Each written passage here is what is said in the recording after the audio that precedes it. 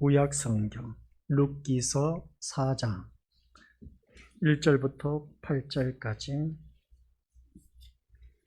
우리 함께 합독하도록 하겠습니다. 보아스가 성문으로 올라가서 거기 앉아 있더니 마침 보아스가 말하던 기업 물을 자가 지나가는지라.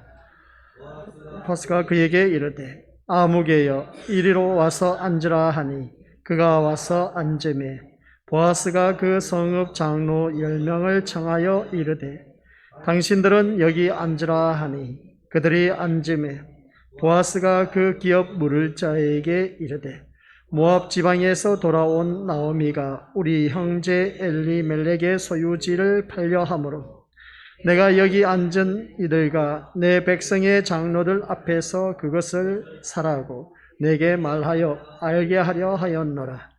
만일 내가 물으려면 물으려니와 만일 내가 물으지 아니하려거든 내게 고하여 알게 하라. 내 다음은 나요 그 외에는 물을 자가 없느니라 하니 그가 이르되 내가 물으리라 하는지라. 보아스가 이르되 내가 나오미의 손에서 그 밭을 사는 날에 곧 죽은 자의 아내 모압 여인 룻에게서 사서 그 죽은 자의 기업을 그의 이름으로 세워야 할지니라 하니 그 기업 물을 자가 이르되 나는 내 기업에 손해가 있을까 하여 나를 위하여 물으지 못하노니 내가 물을 것을 내가 물으라. 나는 물으지 못하겠노라 하는지라. 옛적 이스라엘 중에는 모든 것을 물으거나 교환하는 일을 확정하기 위하여 사람이 그의 신을 벗어 그의 이웃에게 주더니 이것이 이스라엘 중에 증명하는 전례가 된지라. 이에 기업 물을 자가 보아스에게 이르되 내가 너를 위하여 사라 하고 그의 신을 벗는지라. 아멘. 이 말씀은 하나님께서 하신 말씀을 통해서 주신 교훈의 제목 시작. 아버지 하나님, 오늘단 우리가 본문 말씀 룻기서 4장 1절부터 8절 말씀을 통하여 지난 시간 이어서 손해냐 아니면 유익이냐 라고 했을 때 우리들의 신앙이 이에 타산을 따지며 신앙생활하는 것이 아니란 것을 다시 한 번 더 깨닫게 하옵소서. 우리가 희생함으로 말미암아 얻는 것이 더욱더 많다는 것을 기억하며 오늘 또한 이 시간 우리 하나님께서 주신 귀한 은혜의 말씀을 통하여 하나님이 주신 귀한 선물 마음껏 받아 누리며 하나님 영광된 삶을 살 수 있는 기뻐하며 즐거워할 수 있는 아버지 하나님 자녀 되게 하옵소서. 예수님의 이름으로 기도드립니다. 아멘. 수요 저녁의 말씀이어서 오늘 또한 이 시간 또 수요일 저녁까지는 가야 될 것 같습니다. 손해냐 아니면 유익이냐 라는 이 말씀을 통해서 그 수요 저녁 예배 때 말씀 주제가 자신의 유익만 추구하는 목이 곧은 표상이라고 했습니다. 자기 육신의 편안과 유익을 기준으로 하는 삶, 이것이 곧 목이 곧은 표상이다 라고 했습니다. 지금까지 우리 신앙생활 쭉 해오면서 내 육신의 유익함과 편안함을 추구했다면 그 사람은 목이 곧은 그러한 사람은 온전히 하나님 유업을 또한 이어받을 수 없음을 알 수가 있습니다. 오늘 우리가 하나님 앞에서 이 반역과 목이 곧은 자로 살아가고는 있지 아니한지 한번 자기 자신을 점검할 수 있는 그러한 시간이 되어야 한다는 말씀입니다. 예수님의 십자가 은혜는 말하고 있지만 그 십자가의 은혜를 증거하는 자로 사는 것에는 별로 관심이 없는 오늘 우리들의 모습. 입으로는 1등 신자고 완벽합니다. 그러나 삶 속에서는 그 예수 그리스도의 십자가 은혜를 증거하는 삶은 전혀 없는 그런 모습. 그래서 우리 하나님께서 지난 시간에 요한계시록 2장 4절 너희를 책망할 것이 있나니 너희 처음 사랑을 버렸느니라 하는 것을 보게 됩니다. 주님의 사랑을 말하고 있지만은 오히려 그 사랑과 은혜를 버리고 살아가는 것이 우리들의 현실의 모습인 겁니다. 말씀을 통해서 우리가 버려야 할 것은 버리지 않고 버리지 말아야 할 것은 버리고 사는 참담한 모습을 우리에게 나타내고 있는 것을 우리가 지난 시간 우리가 말씀을 통해서 알았습니다. 그래서 우리가 살아가는 모든 삶 속에서 회개한다는 것은 자신의 그 반역함과 목이 곧은 상태를 아는 것, 이걸 아는 사람이 회개할 수 있다는 것이죠. 내가 뭔가 잘못되었다는 것.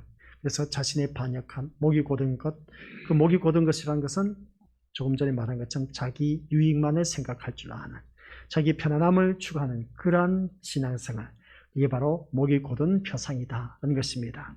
이러한 우리 믿음의 식구를 모아다가 철저하게 회개함으로 말미암아 예수님의 그 희생과 피로 살 수 있는 자신을 들여다봐야 된다는 말씀이었습니다. 오전 시간 우리가 말씀 들어서 알고 계신 것처럼 우리 건수들 모두 다가 그 율법을 폐하러 오신 것이 아니었습니다. 근데 율법뿐만 아니라 선지자까지 포함되어 있다는 것을 꼭 기억하는 것이죠. 그럼 그 선지자라는 말은 뭐냐라고 했을 때 구약 성경은 하나님께서 우리 선지자를 통해서 하나님의 메시지를 전하게 했습니다. 그러면 구약 성경 전체를 말하는 것이죠.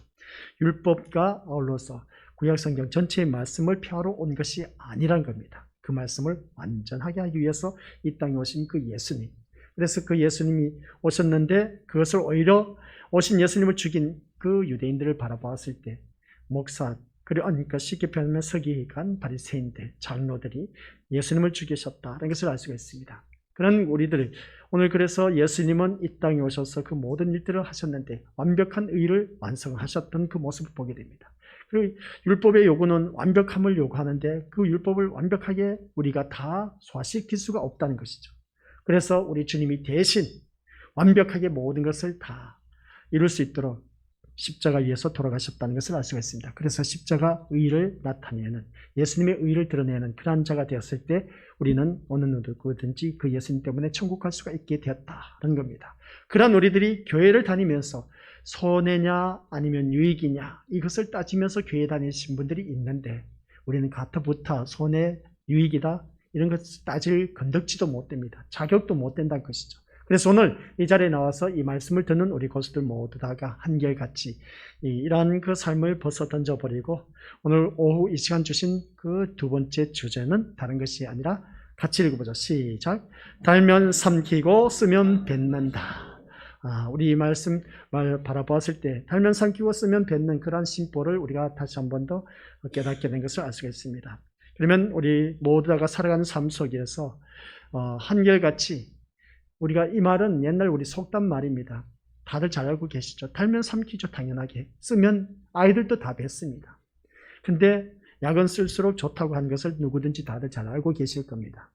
오늘 이 말씀을 기억하면서 그러면 본문 말씀을 조명하면서 당시 이스라엘 백성들에게는 누군가에게 땅을 샀다고 해도 희년이 되면, 희년은 50년마다 돌아옵니다. 그러면 희년이 되면 다시 되돌려 줘야만 하는 모습을 보게 됩니다. 아무리 내가 땅을 돈이 있어서 샀다 할지라도 희년이 다가오면 그것을 다시 돌려줘야만 하는 그 모습을 보게 됩니다. 그러고 보면 참 억울하다라는 생각이 들 수도 있음을 보게 되는데 그러나 이 경우에도 예외는 있습니다.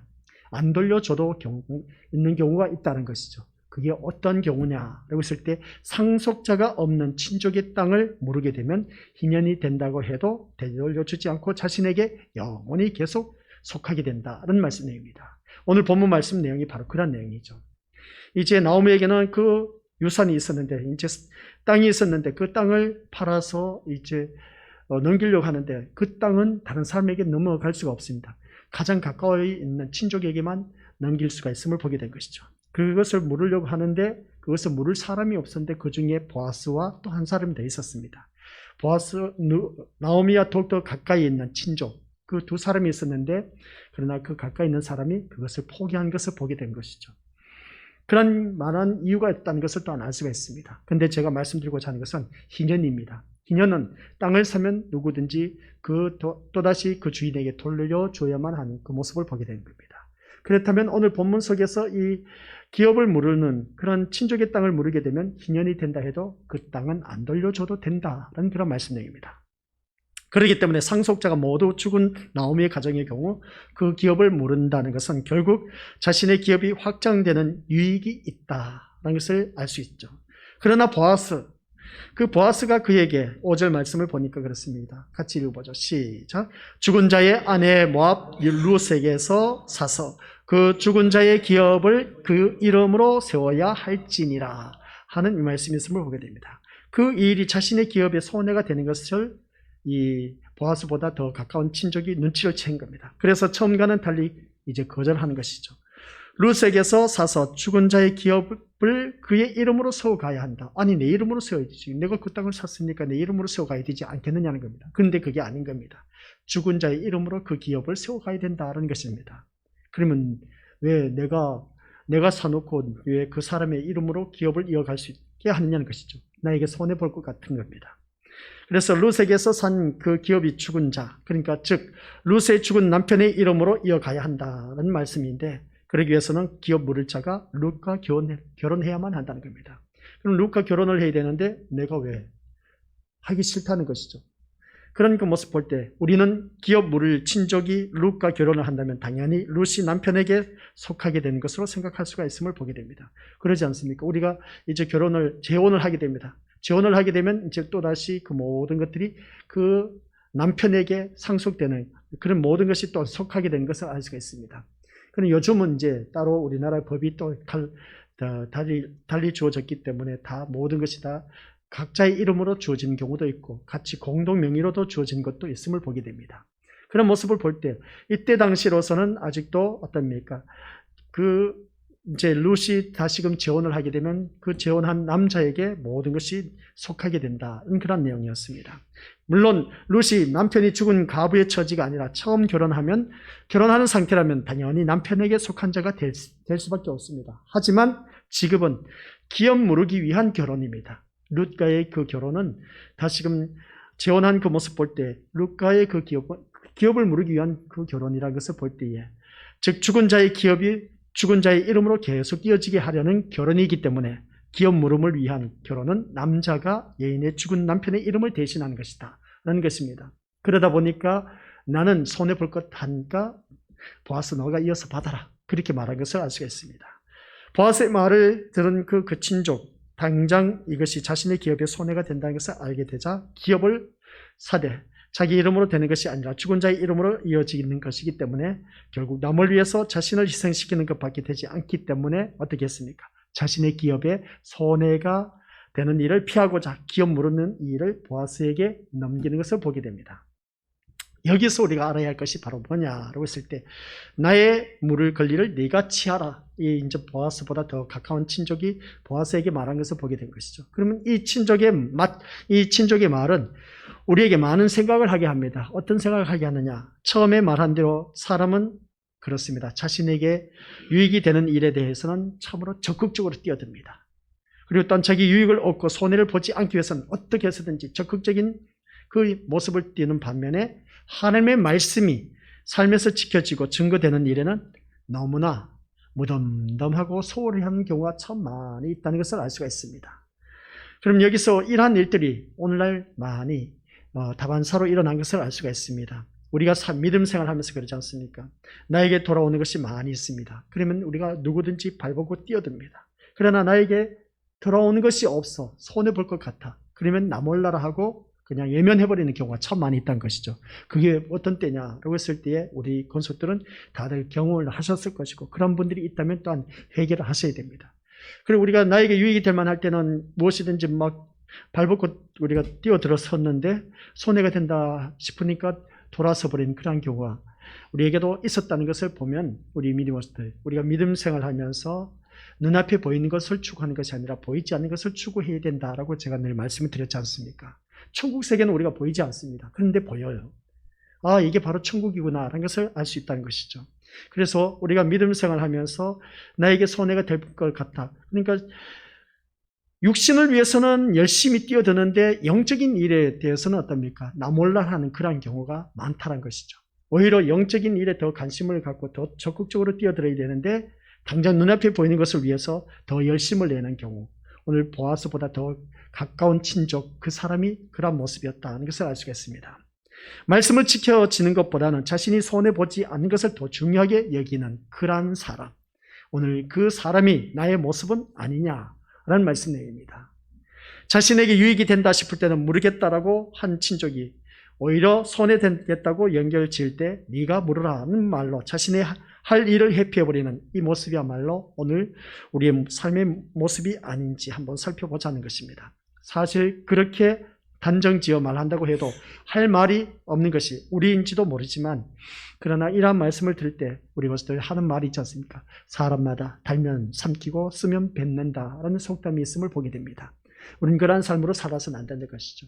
신앙생활 할 때 보면은 우리가 참 자기 믿음의 자리를 지키기가 힘듭니다. 그럼에도 불구하고 오늘 또한 이 코로나19 새로 규정이 지침이 내려와서 이제 아이들까지 포함되어서 같이 드리고 하면 얼마나 좋겠습니까? 근데 이제 접종한 분들만 이 자리에 앉아서 예배 드린다 하니까 그런 그 모습을 바라보았을 때 어떻게 보면 예배가 드리지 못하도록 규제를 가하는 그 모습을 보게 됩니다. 안타까운 현실이지만 그런 그 현실 가운데서도 이렇게 믿음의 자리를 지키는 우리 것들을 바라보면 그러함에도 불구하고 우리가 이런저런 핑계를 대고 얼마든지 자녀들하고 같이 나온 우리 부모님들은 핑계대고 우리가 안 나올 수도 있는데 집에서 그냥 인터넷으로 예배를 드리겠다 하면 어떻습니까? 누가 뭘 하겠습니까? 비대면으로 예배를 드리겠다 하는데 할 말이 없지 않습니까?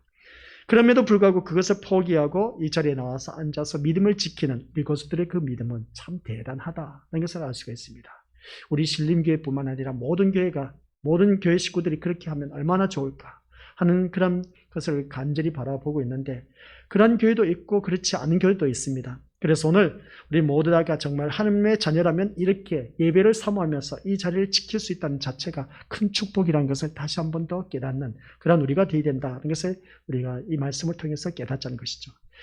육신의 안일함을 추구하면 집에서 얼마든지 두 다리 쭉 펴고 그냥 TV 켜놓고 그냥 볼 수가 있습니다. 그러나 이 육신을 처복종시켜서 주님 앞에 나와서 이렇게 예배드린 오늘 이 자리에 앉아 계신 우리 것들은 정말 잘하고 계신 겁니다. 이 모습이 하나님 앞에 가는 그날까지 계속 가자는 것이죠. 현실에 또한 현 환경에 치우치지 말고 거기에 끌려가지 마시고 그 하나님을 바라보면서 믿음 생활하자는 것이죠. 오전 시간 말씀 핵심 요지는 바로 그것이었습니다. 오직 누구만 바라보자? 예수님만 바라보자는 것이죠. 예수님만 바라보면서 믿음 생활하자는 겁니다. 예수님만 바라보면서 믿음 생활하는데 자꾸만 옆에서 마귀 사탄이 잡음을 집어넣습니다. 이런 소리 저런 소리 나를 상처 주고 나를 힘들게 하고 어렵게 하는 자들이 참 많이 있음을 보게 됩니다. 그럴 때 미치고 한장합니다. 진짜 내가 이 교회를 다녀야 될까 말아야 될까 하면서 갈등의 연속인 것이죠. 그럴 때 우리 것들 그러함에도 불구하고 그 소리를 듣고도 이 자리에 앉아 계신 우리 것들 바라보면 정말 잘하셨습니다. 끝까지 이 믿음의 자리를 지켜서 하나님 앞에 가는 그날까지 이 자리를 지켜 우리 모두 다 저 영원한 천국에 이를 수 있는 그런 우리 것들 되시기를 주님 이름으로 간절히 부탁을 드립니다. 그래서 우리가 살아가는 삶 속에서 달면 삼키고 쓰면 뱉는 그런 우리들의 심보를 누구든지 다들 갖고 있지만 그러나 내 육신을 처복종시켜서 이 자리에 앉아 계신 모습 보니까 정말 잘하고 계십니다. 이 나오미의 가장 가까운 친족을 보면 행동 원칙의 기준이 무엇인지 분명하게 드러나지 않습니까? 자신의 손익 여부, 손해냐, 이익이냐, 유익이냐, 이거 여부를 따지고 있음을 보게 됩니다. 이것이 곧 이 친족의 행동 원칙이었던 것을 알 수가 있습니다. 자신의 유익함과 편함을 따라 행동했다는 것을 볼 때에 손해가 되는 일은 그 일이 하나님이 보실 때 어떠한가를 생각할 필요도 없이 회피해버리는 그 모습을 보게 됩니다. 오늘 이 자리에 앉아 계신 우리 것들 꼭 기억하시기 바랍니다. 나에게 손해가 된다 싶어서 신앙마저도 모든 것을 다 회피해버리고 자기의 그 손익 여부를 따지면서 그것을 쫓아가는 어리석은 자가 되지 말자. 그런 말씀입니다. 선택 여부를 자신의 손익을 따라 결정하는 그것보다 더 어리석은 자가 어디 있을까라는 생각을 가져보는데 그러나 그 선택의 여지를 다 어떻습니까? 내 육신에 생각하면 손해볼 것 같았지만 그것을 포기하고 이 자리에 나와 앉아 계신 우리 것들은 탁월한 선택을 하셨다는 내용입니다. 그래서 4절 말씀 다시 한번 보도록 하겠습니다. 시작. 내가 여기 앉은 이들과 내 백성의 장로들 앞에서 그것을 사라고 내게 말하여 알게 하려 하였노라. 만일 내가 물으려면 물으려니와 만일 내가 물으지 아니하려거든 내게 구하여 알게 하라. 내 다음은 나요 그 외에는 물을 자가 없느니라 하니 그가 이르되 내가 물으리라 하는지라. 그래서 보아스보다 더 가까운 친족이 그가 이르되 내가 물으리라 하는지라. 그런데 그 5절 건너뛰어서 6절 말씀을 바라보니까 뭐라고 합니까? 시작. 그 기업 물을 자가 이르되 나는 내게 옆에 손해가 있을까 하여 나를 위하여 물으지 못하노니 내가 물을 것을 내게 물으라. 나는 물으지 못하겠노라 하는지라. 아멘. 이 말씀을 보니까 우리 미니버스들 달면 삼키고 쓰면 뱉는다는 말씀이 아주 명확하게 드러나고 있음을 알 수가 있습니다. 이런 그 말씀 곰곰이 생각해 보면 어떤 것을 우리가 느낄 수 있겠습니까? 저는 이 두 말에 자기에게 유익이 되는 것은 남에게 양보하지 않으려고 하였지만 손해가 될 것 같은 일은 남에게 떠넘기려는 그 모습. 그래서 이러한 모습이 오늘따라 우리가 신앙생활하면서 많이 우리가 알 수가 있습니다. 가정에서도 알 수 있죠. 아이들이 잘못을 했습니다. 그러면 한결같이 그 남편을 탓합니다. 아니면 아내를 탓합니다. 아유, 누구 닮아서, 당신 때문에, 누구 때문에 하면서 어떤 일이 일어나면 꼭 남을 대는 그 모습 보게 됩니다. 가까운 그 자기 식구를 대는 것이죠. 아유, 당신 때문에 그렇다고 하면서 그렇게 말하는 경우가 참 많이 있지 않습니까? 그래서 오늘 이 자리에 앉아 계신 우리 것들 남 탓하지 말고 다 내 탓이라고 돌릴 줄 아는 그러한 지혜로운 자가 되시길 바랍니다. 그래, 내가 잘못나서 그래, 내가 잘못해서 그렇다고 그것을 수긍하면서 받아들여야 하는데, 이놈의 자존심은 어떻습니까? 내 자존심 구겨지는 거 용납이 안 돼. 무슨 말이냐고 하면서 또다시 어떻습니까? 상대편을 향해서 공격을 합니다. 다 당신이 잘못해놓고 왜 나한테 덮어씌우냐고 하면서 그렇게 또다시 어떤 옥신각신 하면서 언성이 높아지면서 이제 분쟁이 일어나는 겁니다. 우리 이 말씀을 듣는 우리 것들 달면 삼키고 쓰면 뱉는다는 것 다시 한 번 더 생각해 보면서 내가 손해보자는 것이죠. 손해보는 것 같지만 손해보는 것이 절대로 아니다라는 것 꼭 기억하시길 바랍니다. 그래서 오늘 남에게 떠넘기려고 하는 그런 근성, 누구든지 다들 갖고 있지만 누구 탓할 것이 아니라 다 내 탓으로 돌릴 줄 아는 그런 자가 되자는 것입니다.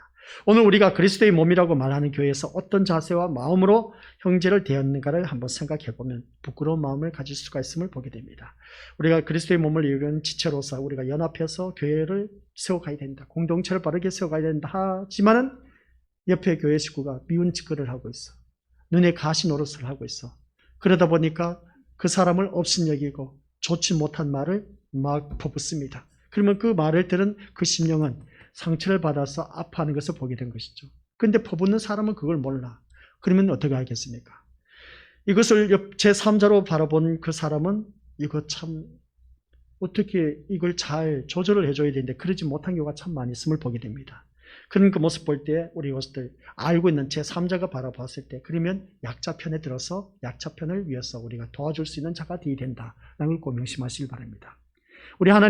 우리 주님은 한결같이 강자를 찾아온 것이 아니라 약한 자를 찾아오셨습니다. 멸시천대받고 소외당한 그런 자를 찾아오셔서 우리 주님께서 그들을 돌봤다는 사실. 그러면 우리 주님처럼 살면 되는 겁니다.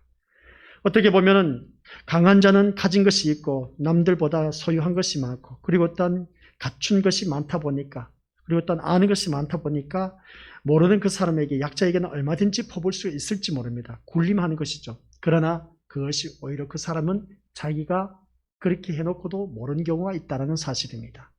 자아도취에 빠져 있다 보니까 내가 최고인 줄 알고 교만에 빠져 있다 보니까 상대편의 상처받는 생각을 안 하고 그냥 퍼붓는 그런 경우가 있음을 보게 됩니다.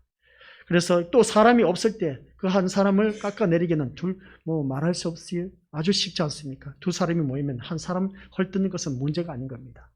근데 남말은 새가 듣고 반말은 지가 듣는다라는 것이 있지 않습니까? 우리나라의 속담에 다 듣게 돼 있습니다. 그러면 그 모든 것에 있어서 그 말을 내뱉는 사람에 대한 책임이 있다는 것이죠. 그래서 제가 왜 이 말씀을 곁길로 빠지느냐 했을 때 우리들이 삶 속에서 그런 경우가 참 많이 있다는 겁니다. 달면 삼키고 쓰면 뱉는다. 자기에게 잘해준 사람은 마냥 좋습니다. 그런데 나에게 좋지 못한 것을 행할 때는 그 사람을 아주 외면해버리고 어디 가서든지 그 사람을 좋은 평을 말하는 것이 아니라 나쁜 말을 하고 있는 것을 보게 됩니다. 이제부터 우리 것들 다시금 마음을 고쳐 잡으시길 바랍니다.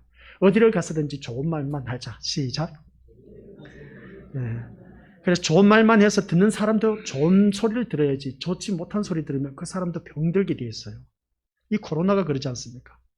그 오미크론이 지나간 사람 1분간 마스크를 쓰고 이야기를 했다고 했는데도 어떻습니까? 감염됐답니다. 마스크를 썼는데도. 그게 참 심각하지 않습니까? 그리고 이 오미크론 그 변이를 바라보았을 때 우리 믿음으로들 참 무서운 것입니다. 그래서 말을 던져서 다른 사람에게 상처를 줄 말을 하지 말고 그 상처를 줄 말을 하면 그 사람을 받은 사람도 또 상처를 받습니다. 이미 나쁜 균이 나한테 들어오기 때문에 그렇습니다. 그래서 우리는 웬만하면이 아니고 아예 좋지 못한 말은, 부정적인 말은 하지 말자는 것입니다. 하나님 자녀이기 때문에 하나님 자녀는 좋은 말만 하자는 겁니다. 아셨죠? 그럼 좋은 말만 하는 데 있어서 우리가 옆에 있는 믿음의 식구들이 좋지 못한 행동을 하고 있습니다. 그러면 말씀에 근거한 겉면의 말씀은 할 수 있을 때 말씀에서 벗어난 좋지 못한 말은 하지 말자는 것입니다. 그게 우리가 해야 할 일이지 않겠느냐는 것이죠. 그런데 그 성도가 언제는 나에게 참 잘해 주었습니다. 그런데 시간이 지나고 보니까 계속 마음에 들지 않아. 그러다 보니까 어느 한순간 나도 모르게 그냥 무심코 내뱉은 말이, 그 말이 새어나가서 다른 사람에게 들려줘서 그 사람으로 귀에 들어갔을 때는 많은 상처를 받는다는 것이죠. 그래서 제가 우리 고수들에게 부탁하고 싶은 것은, 이왕이면 우리 고수들 한결같이 내 입에서 나가는 모든 말은 진짜 거룩한 백성답게 거룩한 말만 나갈 수 있는 그런 자가 되시기를 주님의 이름으로 간절히 부탁을 드립니다. 또 부정적인 말은 하지 말자는 것이죠. 너는 안 돼. 아유, 인간 그래갖고 어떻게 되겠어. 우리 고수들 하나님의 만드신 작품이기 때문에 함부로 우리가 평을 못합니다. 모든 사람을 존중할 줄 알아야 된다는 것이죠. 그래서 사사기에 나타난 이스라엘 백성들의 신앙 상태가 바로 그런 것이었습니다. 자기 소견에 좋은 대로 행한 것이었다. 마지막 사사기의 말씀이었지 않습니까? 마지막 구절이었습니다. 자기의 소견대로 행하였다라고 하는 것을 보게 됩니다. 이처럼 자기 소견을 가지고 행동 원칙을 정할 때 결국 기업 물을 친족처럼 자신의 유익을 따라서 행동하는 모습만 보이게 되어 있습니다. 달면 삼키고 쓰면 뱉는다는 것이죠. 더 나아가 8절 말씀 시작. 이에 그 기업 물을 자가 보아스에게 이르되 내가 너를 위하여 사라 하고 그 신을 벗는지라 하는 말씀이 있음을 보게 됩니다. 이 말씀을 바라보았을 때 우리 믿음의 것들, 기업 물을 자가 보아스에게 내가 너를 위하여 사라 하고 그가 신을 벗습니다. 이제 나오미에게 가장 가까운 친족이 있었는데 그 사람이 살려고 했다가 보아스에게 넘긴 겁니다. 그러면서 네가 사라 하고 그에게 신을 벗는 것을 보게 됩니다. 그러면 그 친족이 신을 벗는 이유는 7절에서 말한 대로 이스라엘에게는 모든 일을 무르거나 교환하는 일을 확정하기 위해서는 신을 벗어주는 것이 전례가 되었다고 합니다. 그래서 기업 물을 친족이 신을 벗는다는 것은 기업에 대한 권리를 포기한다는 것을 상징하고 있다는 것입니다. 그래서 신명기서 25장 10절 말씀을 보니까 어떤 내용이 있느냐, 이스라엘 중에서 그의 이름을 신벗김 받은 자의 집이라고 부를 것이라 하는 것을 보게 됩니다. 이런 말씀이 있는데, 이 말은 남편이 죽었을 때 죽은 남편의 형제가 그 아내를 취하여 죽은 형제의 후사를 이어가야 하는데 나는 싫다는 겁니다.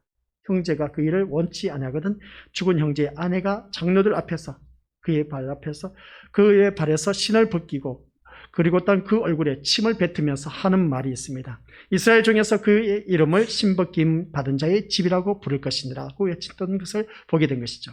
그리고 이스라엘 백성들 내에서는 신벗김 받은 자의 집이라는 칭함을 받습니다. 이 말이 오늘날 우리나라의 속담에서 우리가 쉽게 이해를 한다면 달면 삼키고 쓰면 뱉는다는 겁니다. 나에게 손에 될 것 같다 보니까 그날의 풍습대로 신을 벗어서 나 이거 못 모르겠다.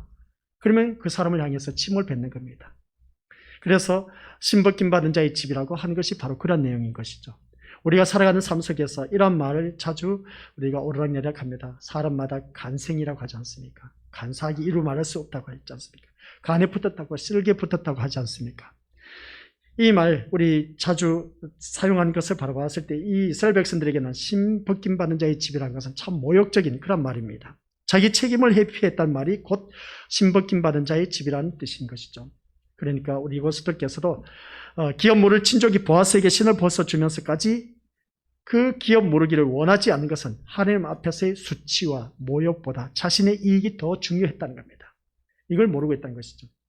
하나님 앞에서 수치와 모욕보다는 오히려 자신의 이익을 더 챙길 줄 아는, 참 어떻게 보면 가장 오늘날 현실주의자라고 말할 수가 있음을 보게 됩니다. 근데 영적으로 바라봤을 때는 하나님 앞에서도 수치지만 그 모욕당할 것이지만, 근데 이것보다 더 모욕적이고 수치스러운 게 어디 있겠습니까? 그러면 우리 하나님 앞에서 그런 일이 없어야 되는데, 근데 내가 눈앞에 보이는 그 재산, 자신에게 유익되는 것이 더 중요했기 때문에 그것을 붙잡았다는 겁니다. 보이는 것을 붙잡다 보니까 더 치욕적인 삶을 살 수밖에 없다는 것을 알 수가 있습니다. 그래서 모든 사람이 그 사람을 향해서 침을 뱉는다고 하지 않습니까?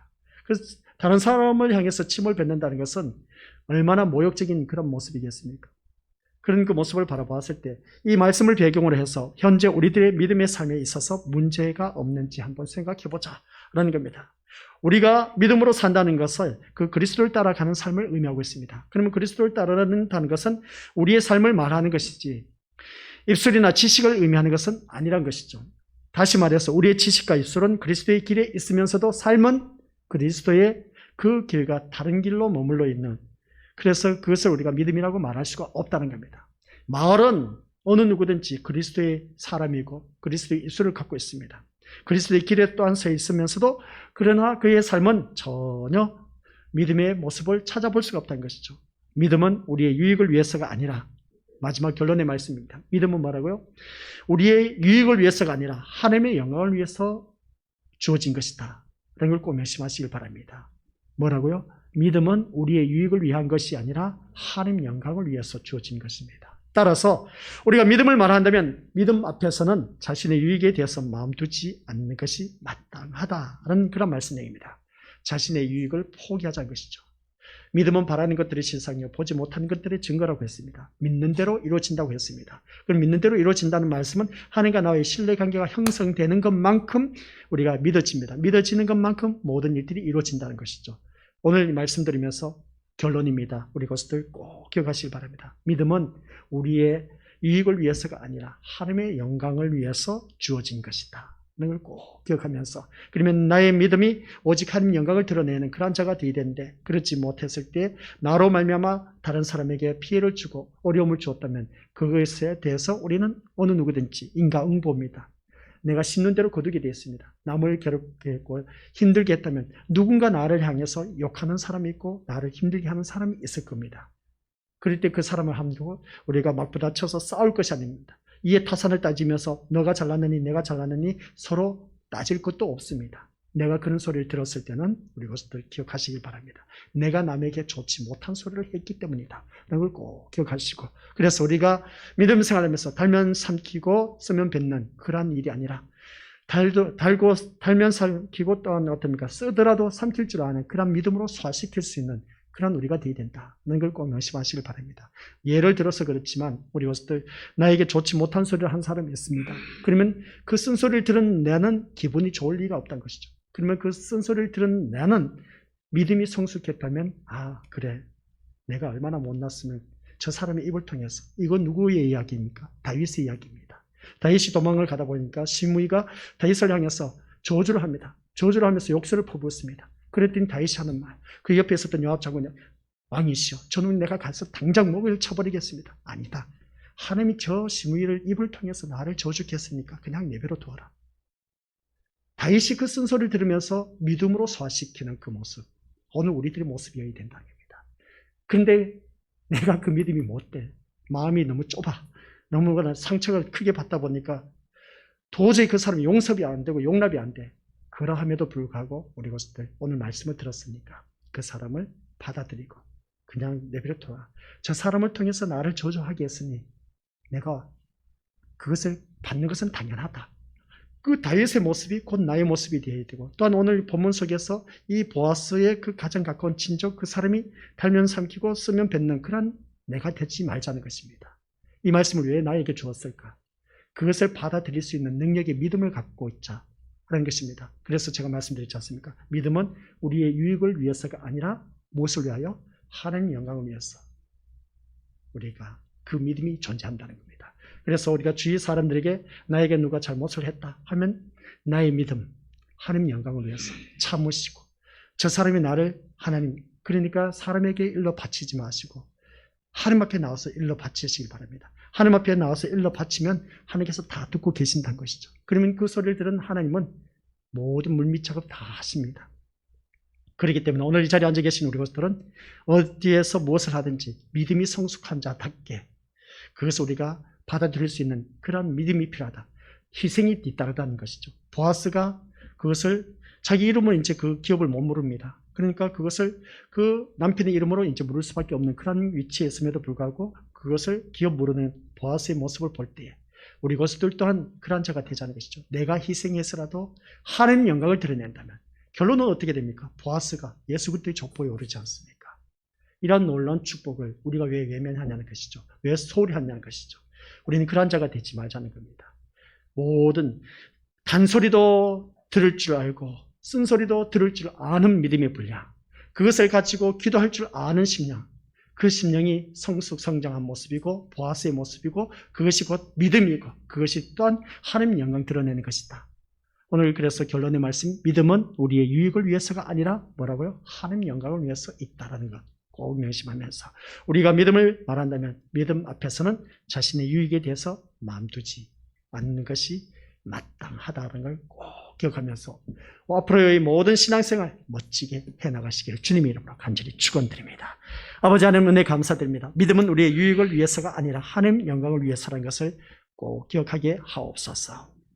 아버지 한 은혜가 더욱더 차고 넘쳐 모든 것을 달면 삼키고 쓰면 뱉는 그런 우리가 아니라 단소리, 쓴소리 다 들어가면서 그것을 삼키며 그것을 소화시킬 수가 있고 믿음으로 극복할 수 있는 자가 곧 하나님 영광을 위해서 사는 것임을 오늘 말씀을 통해서 깨달았습니다. 우리가 믿음을 말하면서 믿음 앞에서 자신의 유익을 챙길 것이 아니라 거기에 마음을 두지 않고 오직 우리 하나님 영광을 위하여 우리 믿음 생활하고 있다는 것을 기억하게 하옵소서.